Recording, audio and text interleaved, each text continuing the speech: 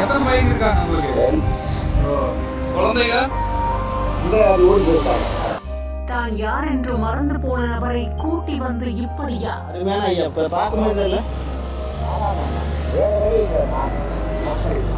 வெட்ட வெட்ட வந்த ஆடைகள்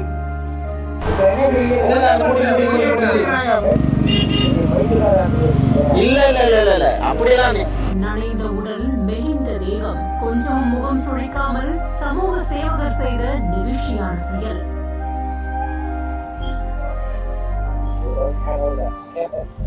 இவர் பேர் ஆனந்த்.